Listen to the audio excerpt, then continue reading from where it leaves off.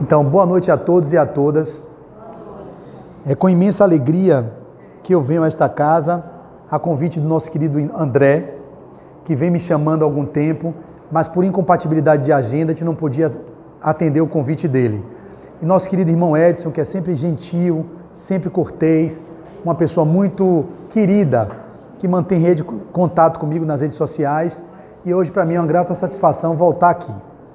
Hoje nós vamos falar de um tema do livro Vinha de Luz, ok? Vinha de Luz. Esse livro, portanto, ele tem um capítulo que eles colocaram como tema da noite, que é Em Silêncio. Só para eu ter uma ideia, nós temos até que horas? É, né? Então, pode passar, querida, por aqui, ó, se quiser, viu? Não tem problema não. Pode passar aqui. Então, na perspectiva da palestra de hoje, é preciso primeiro que vocês entendam quem é o mentor espiritual de Chico Xavier que trouxe essa informação através dessa coleção, que uma das obras, Fonte Viva, tem essa Vinha de Luz. É um livro pequeno, no sentido do tamanho, mas de um conteúdo doutrinário muito profundo, muito denso. Vocês podem ter leituras durante o Evangelho no Lar, fazer uso de uma página dessa que Emmanuel traz, com a contundência e com a consistência tão grande e com a capacidade que ele tem de síntese, que poucos conseguem fazer o que ele faz. Nessa perspectiva, eu vou ler a passagem para vocês, porque Emmanuel tem um linguajar um tanto quanto rebuscado e às vezes se faz necessário ter um dicionário para interpretar aquilo que ele diz. Mas nada que vocês não possam perceber a partir da energia do que estará sendo dito. Porque muitos de nós queremos entender racionalmente, cognitivamente, mas tem pessoas que não precisam entender cognitivamente. Elas percebem energeticamente o que é que está sendo dito. E quando vocês ficam com a energia do que está sendo dito, é muito mais fácil vocês entrarem naquilo que o autor quer dizer, do que se ficamos na tentativa da racionalização, da conclusão, da definição de cada palavra do que ele tentou nos traduzir. Então a ideia é, por mais que a palavra que a gente traga seja um tanto quanto difícil na compreensão, é preciso que vocês fiquem com a energia do que vai ser dito. E a partir da energia, nós vamos tentar fazer a interpretação e a tentativa de trazer para vocês mais clareza sobre o texto, ok? Então fiquem comigo. Quem foi Emmanuel? Aqui tem pessoas atendendo aqui, é? Fica falando, não tem jeito, né? Então, se vocês sabem quem foi Emmanuel, podem falar. Quem foi Emmanuel? Alguém sabe quem foi Emmanuel? Foi quem? Tá, o mentor de Chico Xavier. Vocês têm informação de algum livro que ele escreveu? Vocês têm informação de algum livro que ele escreveu? Além desse que eu estou trazendo, Vinha de Luz. Vocês conhecem os romances de Emmanuel? Existem 5 romances que são maravilhosos, que eu recomendo todos vocês que leiam. Quem não leio, tire um tempo. Quem não leu, tire um tempo para ler. Começa com o livro Paulo Estevão, que é belíssimo, tem há 2000 anos, 50 anos depois, Ave Cristo e Renúncia. São 5 romances que, se vocês lerem, é uma transformação na vida de vocês incomparável. São palavras que levam vocês a um espaço de consciência muito ampliado, onde vocês podem beber na fonte do cristianismo nascente, e como Emmanuel, com o poder dele de síntese e com a capacidade dele de escrever, de entreter, ou melhor, de prender a nossa atenção, faz com que a gente viaje na literatura dele, de forma a não querer parar mais de ler as obras que ele escreve. Então, na obra 2000 anos, vocês vão ter a história de Emmanuel. Entre aspas, ele fala dele mesmo quando ele foi o senador romano Públio Lentulus Sura, ou melhor, Públio Lentulus, que era neto do bisavô dele, ou bisneto, chamado Públio Lentulus Sura. Como assim? Emmanuel, portanto, é a reencarnação do próprio bisavô. Ele volta como Emmanuel, ou melhor, como Públio Lentulus, sendo que ele tem um sonho com a lembrança do que ele fazia quando ele foi o próprio bisavô dele, que capturava os desafetos políticos e fazia, às vezes, furava os olhos, torturando os seus desafetos. Eu trago isso para vocês compreenderem que é possível, mesmo um cara como Emmanuel, que foi Públio Lentulus Sura, evoluiu para ser Públio Lentulus, um senador impiedoso, vaidoso, prepotente, e assim sendo, ele faz uma trajetória tão linda, quando ele volta no livro 50 anos depois, como escravo nestório, e como escravo romano, ele tem todo o saber acumulado do senador. 50 anos depois da morte dele, no livro Há 2000 anos, ele volta, vive como um escravo. Depois ele vem no outro livro, salvo engano, Ave Cristo, como Damiano. E esse Basílio, salvo engano é Basílio, me fugiu agora, mas é um espírito que vem gradativamente evoluindo, buscando sua ascensão espiritual, até que ele volta como Padre Manuel da Nóbrega, um dos jesuítas que colonizaram o Brasil junto com o Padre Anchieta. Emmanuel foi Padre Manuel da Nóbrega, e ele também volta com outros personagens que a gente não vai se ater, mas uma delas é a informação de que a gente sabe que Emmanuel foi o mentor de Chico, e agora ele reencarnou em São Paulo, segundo o próprio Chico Xavier, no ano de 2000. Ele volta ao planeta Terra e ele deve estar completando esse ano 20 anos de idade. Se vocês virem um jovem de 20 anos que pode, porventura, começar a fazer palestras, se ele realmente for espírita, pode ser que ele milite em outras religiões para levar o conhecimento do espiritismo para outras religiões, a gente não sabe. O que nós sabemos é que ele nasceu no interior de São Paulo e a qualquer momento vocês vão ver, parece que a tarefa dele é justamente ligada ao trabalho com a educação. Então, um espírito de escola que vem ao longo das encarnações sucessivas, escolhendo caminhar com o Cristo, ou seja, se conectou com a proposta do Evangelho, e mesmo tendo se equivocado nas existências que eu trouxe para vocês como bisavô Públio Lentulus Sura e como Emmanuel, ou melhor, como Públio Lentulus, que é o senador, ele passa a partir de Nestório caminhar com Cristo, com o Evangelho. E caminhando com Jesus, ele vem nesse périplo, nessa longa viagem, passando pelo catolicismo e hoje militando no movimento espírita. Então esse ser traz obras magistrais que eu recomendo que vocês leiam. E essas obras que eu cito é para provocar vocês a estarem abertos a fazerem leituras. Porque a leitura, ela expande a sua capacidade de entendimento, expande a cognição e traz a vocês uma melhor capacidade de entendimento da realidade em que vocês vivem. Então, o que é que o Fonte Viva, o Vinha de Luz, traz na coleção chamada Fonte Viva? Ele vai trazer a imagem de uma passagem de Paulo, que vai dizer em Efésios 6, capítulo 6, versículo 6. Venham comigo a passagem de Paulo. Não servindo à vista como para agradar aos homens, mas como servos do Cristo, fazendo de coração a vontade de Deus. Aqui já tem um chamado, se a gente fosse tentar interpretar, fazer hermenêutica, exegese dessa passagem, a gente poderia ter aqui a informação de que não sejam vocês os servidores que querem ser vistos pelos olhos do mundo, mas que procurem servir ao mundo para que vocês sejam vistos pelos olhos de Deus. Ao invés de querer agradar ao mundo, é melhor que vocês procurem agradar a vocês mesmos e, agradando a vocês, possam assim agradar a Deus. No trabalho que é feito do capítulo chamado Em Silêncio. A gente vai tentar trazer clareza para isso. Como é que o capítulo se desenvolve? Fiquem atentos. Ele vai dizer o seguinte: se sabes, atende ao que ignora, sem ofuscá-lo com a tua luz.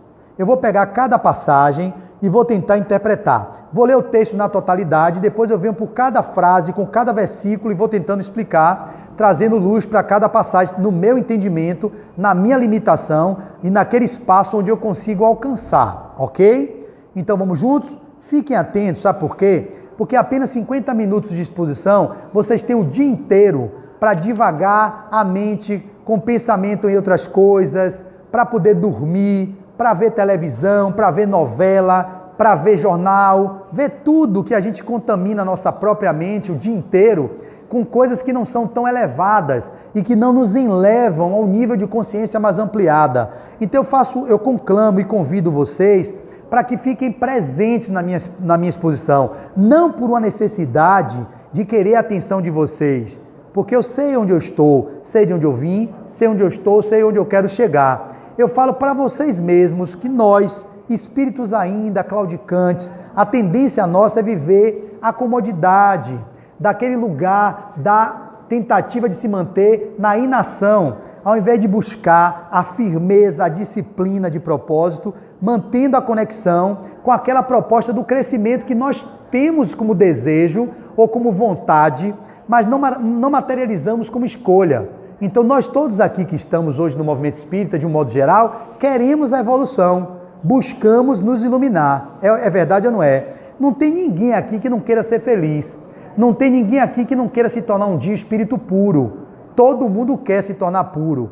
Mas esse movimento de pureza, como Cristo alcançou, requer uma disciplina que o próprio Emmanuel falara a Chico Xavier o que ele precisaria fazer se quisesse adentrar o mundo da mediunidade. Que em primeiro lugar ele precisaria ter disciplina. Aí Chico, em segundo lugar, disciplina. Em terceiro lugar, disciplina. Então a disciplina para o propósito que vocês querem almejar, que vocês querem alcançar, melhor dizendo, faz-se necessário que haja disciplina. E quando nós estamos numa doutrinária como essa, no movimento que é um movimento chamado de um encontro doutrinário, é preciso que nós não permitamos que nossos primitivismos, nossos primarismos nos contamine, nos tirando de desatenções com crianças que passam, com pessoas que transitam na nossa frente, com todas as situações que vão ser um chamado para que vocês não estejam conectados com o que eu estou dizendo. Esse trânsito de pessoas vocês têm que deixar como um fluxo normal. Mantenhamos atenção na energia do que eu estou dizendo, muito mais do que na palavra escrita e verbalizada no discurso oral, porque assim vocês poderão dizer assim, nossa, valeu a pena eu ficar disciplinadamente com minha atenção focada naquilo que foi dito, porque eu pude trazer para a minha vida pessoal informações que me edificaram, que me tornaram melhor. Mesmo que vocês não consigam ouvir ou pegar a energia do que eu digo, depois vocês podem ver o vídeo, mais tarde, quando ele for publicado. Mas agora, não deixe o sono tomar vocês, não deixe as crianças que vão transitar aqui o tempo todo, nem as pessoas que vão entrar para o tratamento, tirar o foco daquilo que eu vou dizer. Porque assim minha energia fica muito mais conectada com a de vocês, eu disperso muito mais também, porque eu percebo, eu estou aqui consciente. Quando a gente está em consciência, eu percebo cada movimento dele, eu percebo cada movimento da criança, eu percebo o movimento aqui do meu lado, eu percebo quem entra, eu tenho uma capacidade de perceber cada um de vocês. Não é mediunidade, dividência, é presença. Quando vocês estão presentes no que estão fazendo, vocês se conectam e vocês ficam com uma antena psíquica, captando tudo à sua volta. E tudo que acontece vocês podem perceber. E nesse espaço que vocês estão de presença, toda a movimentação que houver em volta de nós, elas são contributos para nos afastar daquele movimento de presença que a gente escolhe, ou pode ser também um movimento de conexão com aquele propósito que a gente está escolhendo, que é ficar na disciplina do que eu estou dizendo, ok? Então eu vou começar a ler, tentem se manter comigo na leitura. E Emmanuel diz, se sabes, atende ao que ignora, sem ofuscá-lo com a tua luz. Se tens ajuda ao necessitado, sem molestá-lo com tua posse. Se tens, melhor dizendo, vírgula, ajuda ao necessitado, sem molestá-lo com tua posse.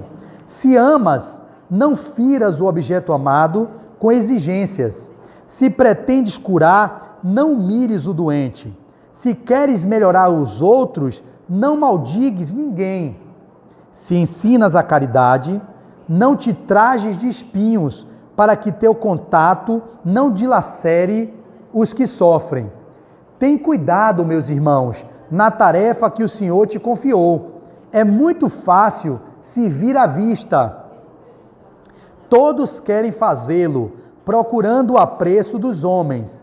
Difícil, porém, é servir às ocultas sem o ilusório manto da vaidade. E ele termina, é por isto que, em todos os tempos, quase todo o trabalho das criaturas é dispersivo e enganoso. Em geral, cuida-se de obter a qualquer preço as gratificações e as honras humanas. Tu, porém, meu amigo, aprende que o servidor sincero do Cristo fala pouco e constrói cada vez mais com o Senhor no divino silêncio do Espírito. Olha que coisa! A gente vai voltar para essas passagens.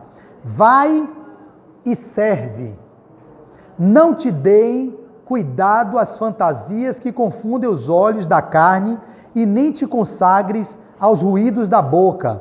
Faze o bem em silêncio.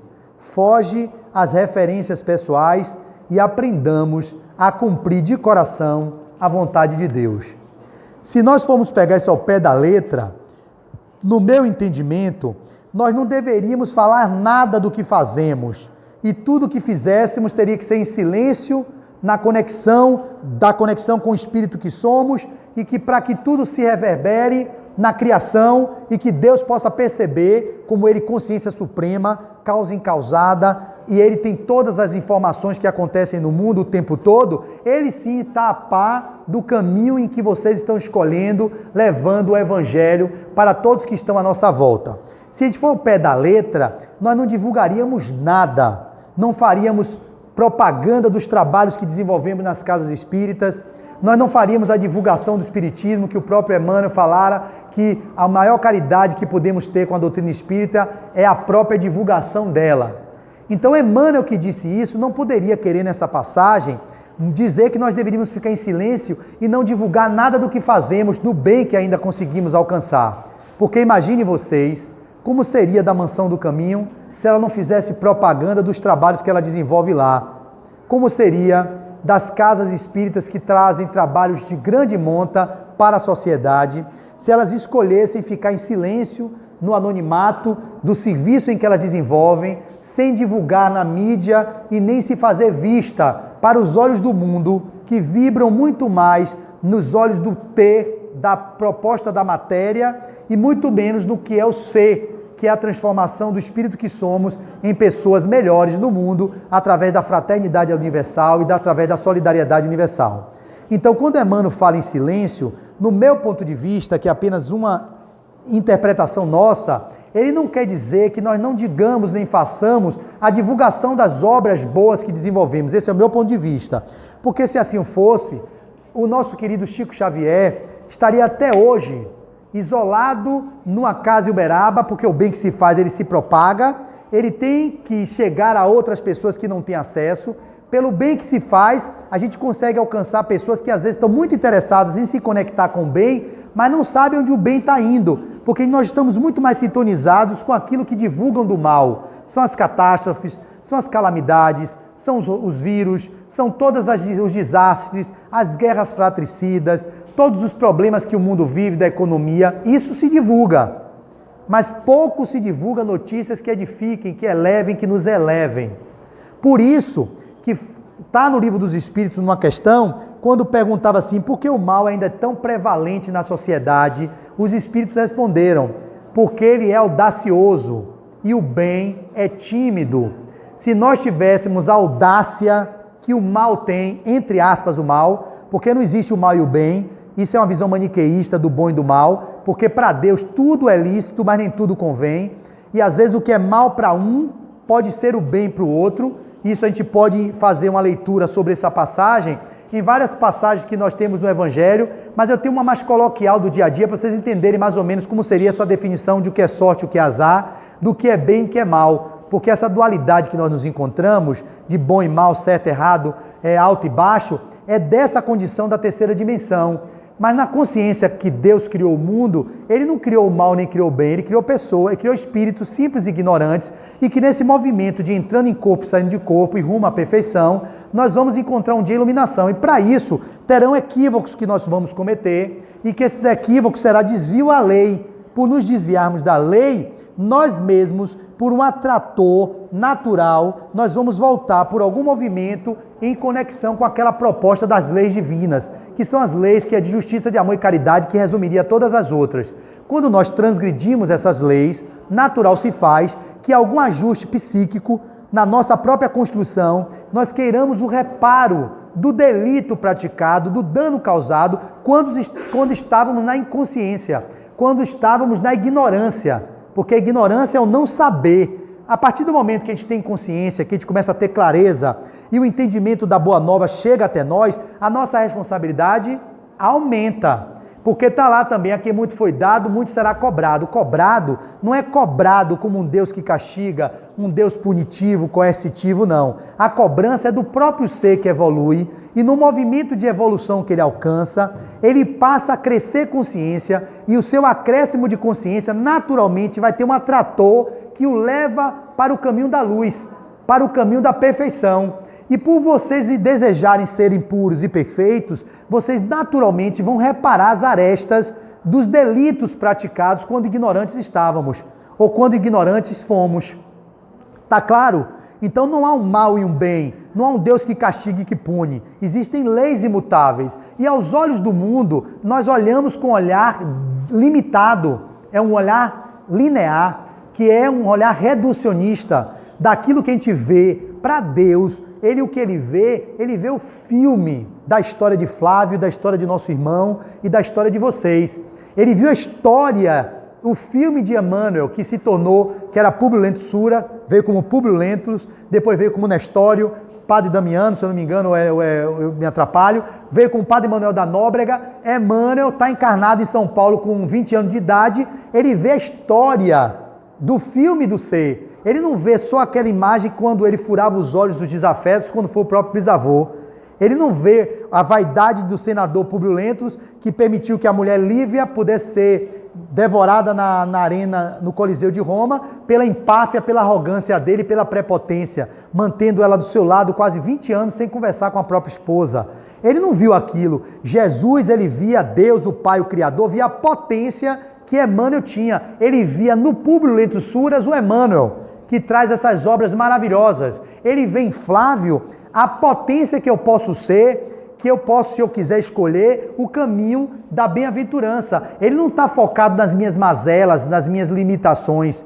Ele olha o que você tem de mais, porque nós todos aqui somos seres humanos comuns e imperfeitos, ou melhor, perfectíveis, fadados à perfeição. Mas a nossa perfeição, ela vai estar atrelada às nossas escolhas. E através das escolhas que façamos, nós alcançaremos a tão sonhada iluminação. Então, quando nós falamos do bem e do mal, eu tenho um exemplo muito prático para mostrar a vocês como nós nos equivocamos quando julgamos o que é sorte e o que é azar. Venham comigo. Tinham dois pais numa determinada comunidade com dois filhos, João e José. João e José cresceram juntos. Esses dois jovens, aos 10 anos de idade, foram brincar na praça, se ralou João, ralou o joelhinho. Voltou para casa chorando, o pai de João falou assim, poxa, o pai de João falou, né, o João que se ralou, pô, você veio machucado, meu filho. O pai de José disse, poxa, seu filho é um azarado, ele toda vez que sai se machuca ou acontece alguma coisa com ele. Aí o pai de João disse assim, não, sorte ou azar, só o tempo dirá. Passaram-se os anos, completaram 15 anos os dois, João e José. João foi passear durante um lugar e conseguiu encontrar uma menina no condomínio e começou a namorar. José também começou a namorar com a outra. Só que uma semana de namoro, a namorada de Joãozinho traiu ele. Ao trair ele, ele voltou para casa chorando, conversou com o pai acolheu ele, disse, não, meu filho, é isso mesmo, vamos tocar para frente. O pai de José falou, poxa, que filho azarado, bem não se iniciou na vida de afetividade e a menininha já traiu ele, que azarado ele é. E o pai de João, consciente, disse, olha, sorte ou azar, só o tempo dirá. Passaram-se os anos, ambos completaram 18 anos. Ao completar 18 anos, os dois foram passear de cavalo, no meio de um condomínio fazenda. Ao estarem no meio da cavalgada, João caiu e fraturou o fêmur, uma fratura na diáfise femoral de grande importância, que precisou ficar imobilizada a fratura por 6 meses, acamado com a perna em elevação, fazendo fisioterapia todos os dias. O que acontece? Quando ele volta da cavalgada carregado, ele mostra ao pai, o pai acolhe com amor, o pai era sábio, era um pai consciente, era um pai expansivo, diz, não, meu filho, isso acontece, vamos ver o que está por trás disso aí, vamos tirar lição desse movimento de dor que você está passando. O pai de José, que não podia perder a oportunidade, foi para Júnior e disse assim, poxa, mais uma vez, meu filho foi para a cavalgada, voltou inteiro, seu filho fraturou o fêmur, que filho azarado. E o pai de Joãozinho disse, não, meu irmão, sorte ou azar, só o tempo dirá. 2 meses depois, veio a guerra E aí os militares convocaram as pessoas naquele município, quem tinha 18 anos, para servir o exército. Bateu na porta de João, viu ele na cama, fazendo fisioterapia com a perna imobilizada. Foi na casa de José, que era do lado, viu José brincando, jogando bola. Pegou José e levou para o combate na guerra. José morreu em combate. Voltou no caixão, entregou ao pai de José. O pai de João falou, tá vendo? Sorte ou azar, só o tempo dirá. Para muitos que viram a fratura, foi um azar.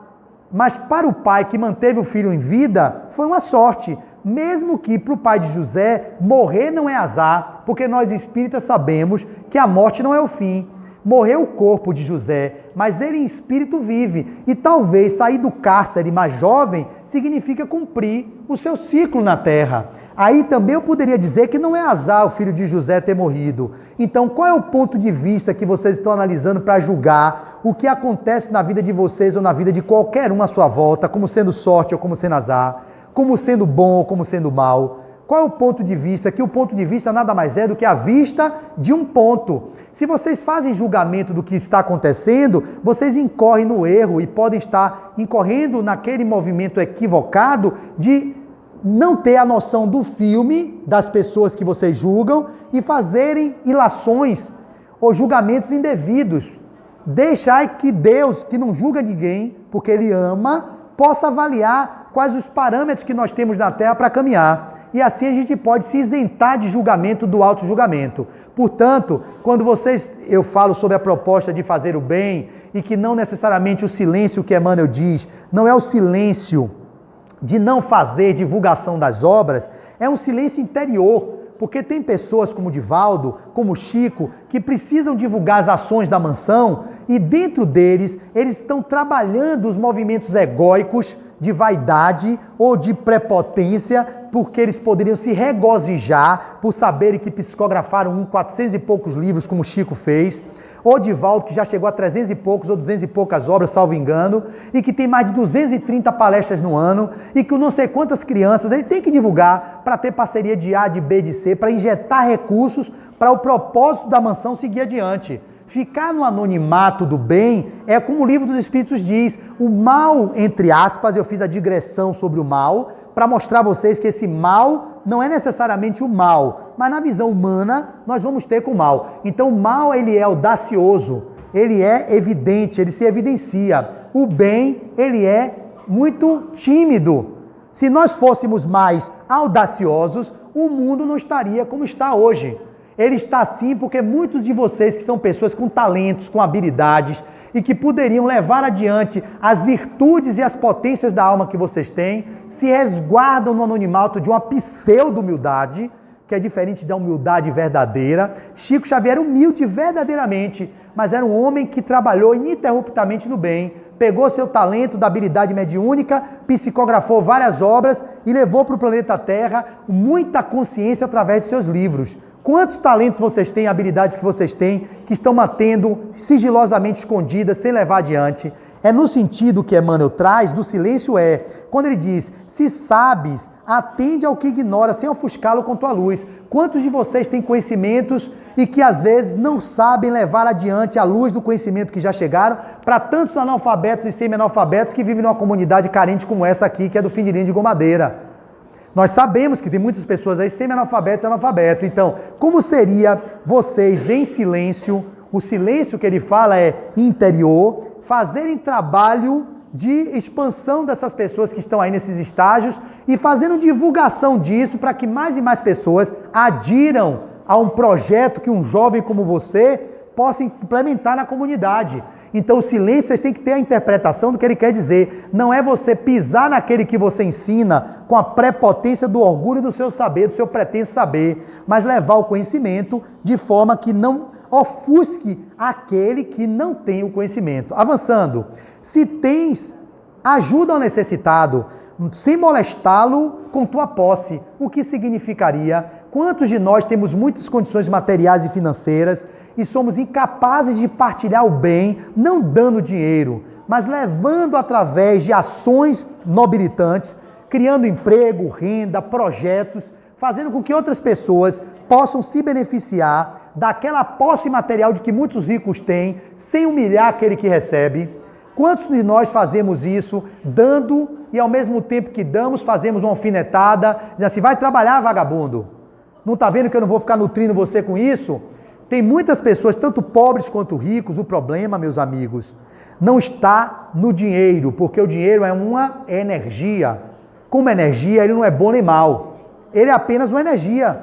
E que quem está por trás da manipulação do dinheiro, que são os estúpidos que não sabem lidar com a energia do dinheiro, pode ser gente pobre e pode ser gente rica. O pobre que não tem dinheiro, às vezes pode ser estúpido, querendo ter tanto, que termina se movendo com coisas escusas, com roubo, com narcotráfico, é um estúpido, pela energia do dinheiro, mas o problema não está no dinheiro, está no estúpido que fez a avidez e a ambição de ter, usando os meios equivocados para chegar lá. Como podem ter ricos que têm muito e são estúpidos, que ficam presos no ter que eles têm e não conseguem ser felizes, não ter paz.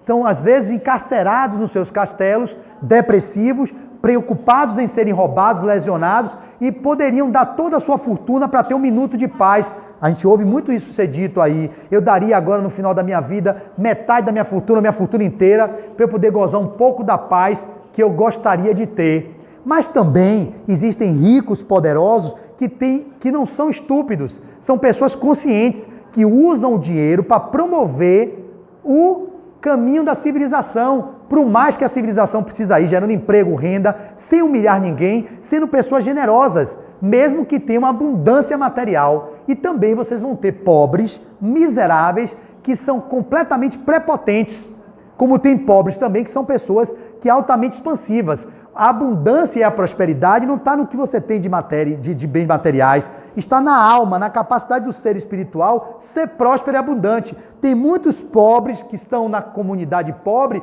e que são prósperos e abundantes. E tem muitos ricos que são escassos, porque vivem tão presos ao vil metal, entre aspas, vil, porque pode ser uma crença de que metal não presta, mas é o ditado popular, ficam presos aos bens materiais a ponto de ficarem cegos e se tornam avarentos, se tornam pessoas escassas. Então o problema não está no dinheiro. Avançando, então façamos o bem, ajudemos aos necessitados, sem molestá-lo com sua posse, com o bem que você tem, sem ostentar o poder que você tem material em cima daquele que você oferta. Se amas,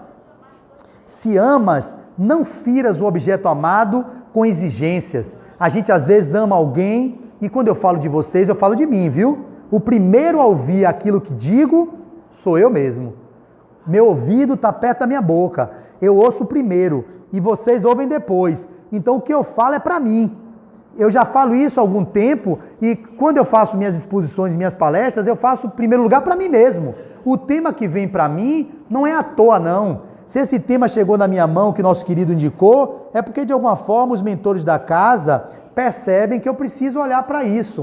Qual é o lugar disso aqui que eu estou lendo para vocês, que eu não estou tendo a clareza suficiente para seguir uma proposta dessa que o Emmanuel nos traz? Então eu leio, reflito em mim e vejo em mim o lugar que eu ainda não estou seguindo isso aqui. Mas se não estiver na totalidade, eu também não vou me punir nem me culpar. Eu continuo caminhando, como eu disse no início, eu sei de onde eu vim, eu sei onde eu estou e sei onde eu quero chegar. O problema, sabe qual é? Que antes eu não sabia de onde eu vinha, eu não sabia onde eu estava e eu não sabia onde eu queria chegar. Eu vivia como um verdadeiro autômato no mundo, vivendo na ilusão do mundo material, sem um propósito existencial. Quantas encarnações nós passamos assim, sem um propósito maior, sem um sentido existencial? Muitos ainda convivem hoje no mundo sem um propósito de vida, sem um sentido maior de vida. Isso falaram ao Viktor Frankl, que é o pai da logoterapia, que viveu nos campos de concentração nazista e se tornou um grande psicoterapeuta. Ele traz esse o sentido da vida. Vale a pena vocês depois lerem um pouco sobre ele. Então, qual é a proposta de vida que vocês têm? É que tornará a vida de vocês mais expansiva. Então, na relação amorosa, quando vocês estão vivendo no amor, não fira o objeto amado com exigências. Às vezes exigimos descabidamente ao nosso cônjuge, nosso parceiro ou nossa parceira, que ele supra as carências da alma que não poderão ser supridas por ele, porque nós mesmos somos os responsáveis por gerenciar nossas emoções e a gente não faz isso. A gente entrega na mão dos outros a gestão das nossas emoções. A gente entrega a um marido, uma mulher, a um irmão, uma irmã, a um amigo, que eles se responsabilizem por aquilo que nós mesmos não estamos nos dando. Porque se faltou algo para você na sua infância, ou na sua infância, ou na sua infância, de um pai que lhe foi ausente, ou de uma mãe, a criança que está ferida dentro da senhora, ao crescer, tem um adulto que pode cuidar da criança. Só que nós ficamos na queixa, se queixando daquilo que não teve, e esquecendo do grande manancial do que a gente teve, que foi a vida. Muitos da gente tem isso, fica queixando-se daquilo que faltou e esquece da grande oportunidade que é estar na existência, voltando para um corpo, vivendo a possibilidade de estar num corpo para poder desenvolver as habilidades do espírito imortal que somos. Esse é um ponto que vocês precisam olhar. Então, na relação de conjugalidade ou na relação a dois do amor, não tenham a pretensão de fazer exigências descabidas ao objeto de amor de vocês, porque a pessoa não pode suprir as suas carências emocionais. Vocês que têm que se responsabilizar por adultos que são, pelas carências que vocês trazem, e não a parceira ou o parceiro. Eu me vejo em alguns momentos nesse lugar, exigindo às vezes algumas coisas da minha esposa que ela não pode me dar. Ela pode me dar o que ela tem e não aquilo que eu quero que ela me dê. Mas a gente, na nossa infantilidade, na nossa ainda pequenez, temos ainda as nossas mazelas e as carências nos tomam. E a gente fica exigindo do outro que nos dê aquilo que nos falta, por alguma ausência de um pai, de uma mãe, ou de algum momento da minha existência. Então, estarmos atentos a isso. Mantenhamos o silêncio para que não exijamos do nosso parceiro aquilo que eles não podem nos ofertar. Avançando. Se pretendes curar, não humilhes o doente. Eu sou um terapeuta. Eu sou um fisioterapeuta, trabalho com psicoterapia de várias possibilidades nas minhas práticas integrativas, com hipnose, com regressão e com outras técnicas. Na minha abordagem como terapeuta, entre aspas, como um curador, entre aspas, porque todos aqui são em maior ou menor grau um curador. Nós somos os curadores que o planeta requer. Nós precisamos de vocês em cada função de engenheiro, matemático, dono de casa, ou gari, ou servente, ou ajudante de pedreiro, como curadores do planeta. O curador no sentido de curando a si próprios, fazendo um mergulho para dentro no autoconhecimento, na transformação moral, nós possamos ser pessoas que curem aqueles que transitem à nossa volta, sendo exemplos a serem seguidos por essa juventude que chega e pede os referenciais, quando seus ídolos são aquelas pessoas que estão completamente perdidas nas drogas, indo para o caminho do suicídio. É a referência de muitos desses jovens que estão nascendo nessa nova era.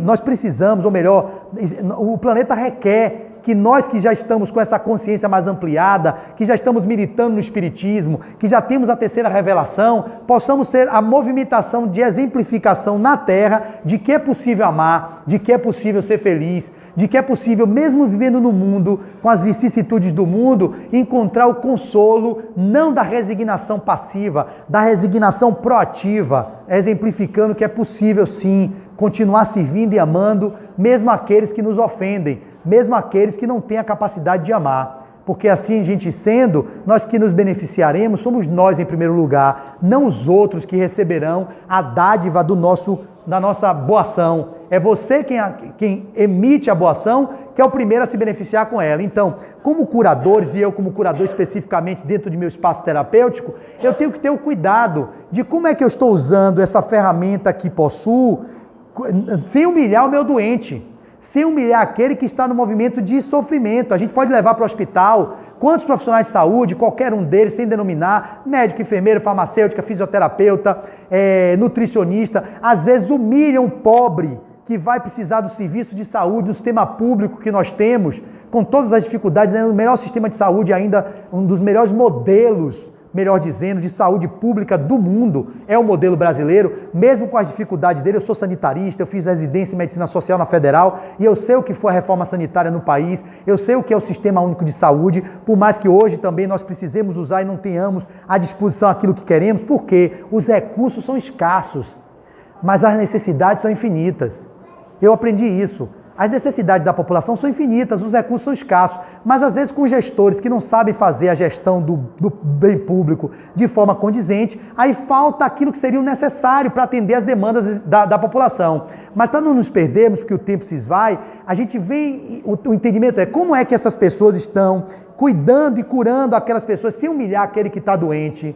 Vocês têm os exemplos mais variados, eu não vou me pegar, senão a gente não vai conseguir desenvolver o tema, nos outros pontos que preciso falar. Se você quer melhorar o outro, não maldigues a ninguém.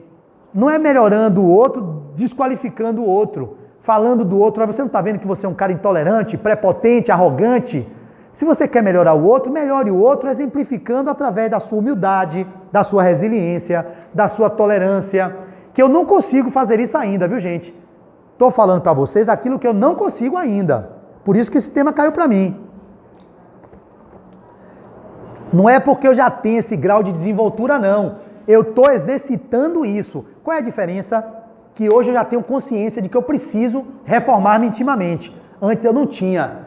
Antes eu vivia na truculência. Como Emmanuel, quando foi Públio Lentulus, ele não estava nem aí para vaidade, prepotência e orgulho. Foi com a dor da perda de Lívia, sua esposa linda, devorado pelos leões no Coliseu de Roma. Depois vendo ele ficando cego, eu vou fazer um spoiler do filme que vocês não vão assistir mesmo, ou melhor, não vão ler o livro mesmo, eu já vou dando spoiler do livro. Ele no final, ele vai ficar cego, sendo que o próprio filho dele, Marcos, que foi capturado por André de Gioras, que era um judeu, que era pai de Saul, e Saul foi um dos jovens que apedrejou ele com a comitiva. Ele impiedosamente, junto com Lívia e com seus asseclas, com todos os centuriões, que eu fui centurião, podia ter sido até um daqueles que viveu ao lado dele, mandou pegar o tal do menino, que era o menino que eu falei o nome agora, eu esqueci, Saul. André de Gioras era o pai, pegou, capturou, botou preso, depois o pai veio pedir, implorando, por favor, senador Públio é Emmanuel, viu, gente?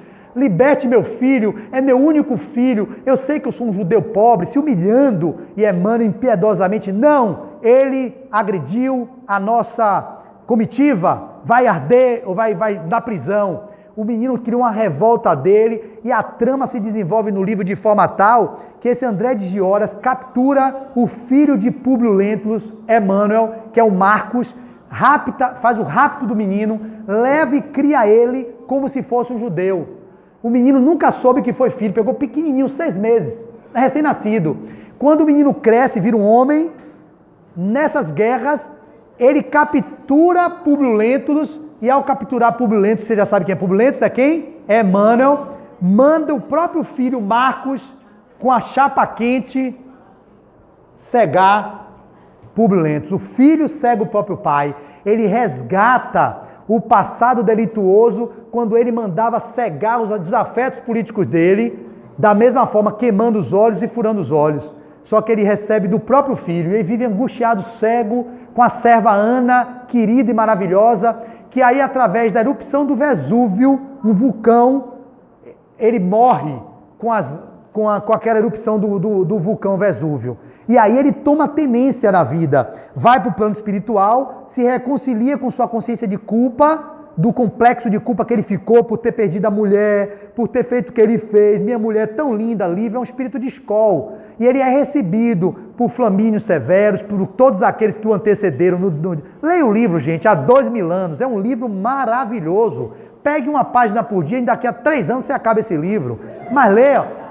Porque o povo brasileiro não lê muito pouco. Então pega uma página hoje e leia, vai dormir, porque você gosta de ver novela. Novela não perde um capítulo. Série não perde um capítulo. Notícia que fala de miséria não perde um capítulo. Vai ler um livro, meu Deus, um sono, vai embora. Não é assim, parece que o obsessor do sono pega a gente. Então, como eu já sei que vocês não vão ler, leve 3 anos para ler um livro, uma página por dia, vai ali, ó. São 360, não, dá mais, dá um ano. 365 páginas deve ter o livro. Se vocês lerem uma por dia, em um ano você acaba um livro. Olha que delícia. Não é maravilhoso isso? Saber que vocês em um ano leram um livro. Sabe qual é a estatística do povo brasileiro? 3 a 4 por ano, incluindo os livros didático e paradidático. A média do francês, 15 a 16 por ano. O ano passado eu tive, graças a Deus, eu consegui ler 19 livros. Esse ano eu vou ler 36. Qual é a minha meta? 3 por mês. Eu queria 4, 1 por semana. Não estou conseguindo. Então eu já li 3 em janeiro, 3 em fevereiro. Estou lendo o 1º de março, agora acabando. Vou ler até o final de março 3. A média 3 vezes 2, 6. 3 vezes 1, 3. 36 livros até dezembro. Eu quero ver se eu bato. Ano que vem, se eu voltar aqui, eu vou relatar a vocês se eu conseguir bater minha meta. Como seria vocês lerem um? Será que é possível? Um livro? É um livro por ano. Por que eu estou falando isso? É experiência. Eu tenho pessoas próximas de mim que nunca leram um livro. Eu tenho pacientes meus de consultório, nível superior completo, instruído, que na vida inteira dele, com 50 e poucos anos, só leu 3 livros na vida, 3 livros na existência toda. Eu estou com minha funcionária do lar, incentivando ela a ler, porque não lê. E eu estou falando, lê a cada 3 meses, um livro. Eu defini um, ela já leu um. Aí estou no segundo, tudo que ela é evangélica, eu estou direcionando os livros evangélicos. Eu dei o de Augusto Cury, Jesus, e o modelo de inteligência, não sei o quê. Eu dei o outro, Jesus, o que você faria, nos seus passos, o que faria Jesus, que é um livrinho pequenininho de um pastor protestante. Estou direcionando ela na leitura, já leu um. Se ela chegar no final do ano e ler 3, ela está na estatística do Brasil, mas ela não lia nenhum. Você entende que é uma contribuição? Então, quando eu digo a vocês assim, leia um, é provocando vocês, dizer, nossa, que absurdo, o cara dizendo que eu não vou conseguir ler um livro. Não vão, e não vão.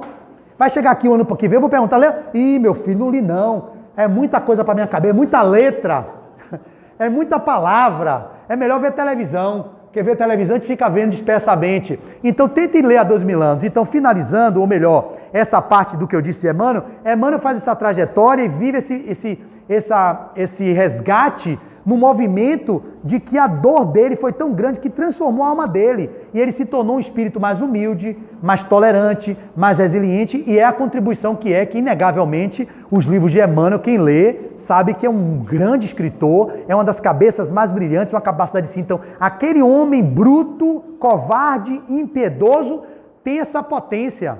Vocês também têm essa potência. Então, manter esse movimento de fazer o bem sem humilhar é a proposta do que ele está dizendo. E resumindo, ele diz assim, é muito fácil servir à vista, todos querem fazê-lo procurando o apreço dos homens. Aquilo que vocês fizerem, não procure, como eu disse no início, o elogio, o tapa nas costas dos homens. Façam pelo prazer de fazer. Eu, por exemplo, tenho uma ONG, eu falo da minha ONG, eu vivi esse conflito por muito tempo e ao mesmo tempo quebrei esse conflito quando eu entendi a divulgação que eu faço nas redes sociais do trabalho que a gente desenvolve, há 15 anos, esse ano a gente completa, ininterrupto, e mais 7 com outro grupo que eu fiz presença, são 22 anos de trabalho voluntário que eu tenho. Quando eu digo isso, eu estou divulgando algo que eu podia ficar no anonimato, que é a proposta do silêncio. Só que, se eu não divulgo, eu não atraio pessoas que estão aí, para que venham, como eu já fiz isso em vários lugares, muitos voluntários chegaram por isso. Viram postagem, a gente servindo sopa na rua, servindo cobertor. A pessoa que faz, que sou eu, é que tenho que ter a vigilância para não me pegar na vaidade e no ego por fazer um trabalho tão singelo, tão precário, que é dar uma sopa, dar um cobertor. Mas como tem tanta gente no mundo que não faz nada, isso se torna uma baga de luz na seara do Cristo. Ou seja, como as pessoas estão perdidas nesse mundo, nas paixões, no hedonismo, no individualismo, no egoísmo, eles quando veem um trabalho altruístico pequeno, olha a tarefa de Chico, olha a travessa de Divaldo, olha o que eu faço, dar sopa, isso é tarefa? Fazer exposição em casa espírita, um prazer para mim, que eu estou levando consciência através dos escritos que eu estudo, obviamente que eu estou servindo a seara do Cristo, porém, divulgando, Flávio, está vaidoso? Está gravando e botando no YouTube agora? Claro, eu tinha um pensamento anterior que era um pensamento tacanha. Essa divulgação minha, das primeiras palestras que eu fiz em janeiro, chegou em pessoas que me pararam na rua e falaram, gratidão, porque eu vi sua palestra, você falando sobre o perdão, eu estava vivendo um movimento com meu filho, aquilo foi como uma luva na minha vida, foi uma luz, eu digo, me arrepiei todo, uma outra, nossa, você falou sobre a gratidão aos pais e aos filhos, então isso está chegando a pessoas que está levando consciência a outras pessoas e que se eu ficasse em silêncio no anonimato, isso não repercutia além daqui. O beneficiado sou eu, vocês que ouviram um pouquinho, mas se pode chegar a pessoas que necessitam, por que não divulgar? Esse silêncio, portanto, é um silêncio da alma, onde vocês não precisam disso para se vangloriar. Eu não preciso dizer isso para poder me mostrar arrogante, prepotente, que eu não sou, eu sou um cisco. Chico Xavier se titulava um cisco. Ele dizia, quem foi você, Chico, no passado, em Roma Antiga? Ele, eu era a pulga do leão que devorava os cristãos no Coliseu de Roma. Olha a humildade do cara, ele era a pulga do leão, ele não era nem o leão. Então, se ele era o cisco, ou seja, era uma pulga, o que é que eu era? Aquele ditado popular, eu era o excremento da pulga. Se Chico era pulga, não, gente? Se Chico era pulga, eu era o excremento dessa pulga que Chico, porque Chico já é um ser diferenciado, no meu ponto de vista. Se ele era pulga, o que é que eu era? O excremento da pulga dele, que ele era. O que eu quero dizer com isso é, a consciência que vocês estão alcançando é para vocês trabalhar essas arestas, que são as máscaras do ego que nós usamos, a persona, daquela imagem que vocês querem criar do bonzinho, do mártir, do puritano, daquele que é altruísta demais, e que na verdade vocês estão construindo isso, e para que isso aconteça, vocês precisam olhar para a sombra, ver ainda que vocês são arrogantes, eu vejo que eu sou prepotente, eu vejo que eu ainda sou intolerante, que eu sou irritadiço, mas eu já tenho virtudes, eu já desenvolvi o altruísmo, senão não estaria fazendo palestra num dia de quarta de noite para um público como vocês, eu não estaria me sacrificando, entre aspas, a gente chega à conclusão, ou melhor, eu chego a esse movimento de encerramento dizendo a vocês que vale a pena amar.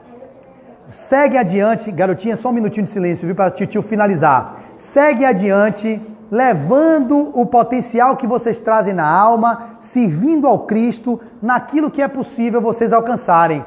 Aquilo que vocês não alcançaram, no trabalho no bem, vocês um dia incorporarão a vida de vocês e já estará tão integrado que vocês não precisarão nem mais falar do serviço que vocês fazem, porque sua presença nos espaços onde vocês estiverem vão contagiar todos que estão à sua volta, que fará com que todos queiram segui-los. E no serviço ao Cristo, caminhando com Ele, conectado com a sua boa nova, com aquilo que Ele nos ensinou, que é amar a vosso Deus acima de todas as coisas, e ao próximo como a si mesmo, vocês conseguirão, quem sabe, nessa vida, alcançar a felicidade possível que todos nós almejamos e que, se vivenciarmos o roteiro que Ele nos deixou, que é o Evangelho de justiça, de justiça e de amor, vocês certamente poderão alcançar, ainda aqui, a tão sonhada bem-aventurança que todos um dia poderão gozar a partir das escolhas que façamos. Então, em silêncio, continue servindo. E servindo ao Cristo, vocês poderão viver dias melhores na terra. Eu agradeço a atenção de vocês, espero não ter cansado a todos e com o desejo de que vocês leiam pelo menos um livro nesse ano de 2020. Muito obrigado e muita paz.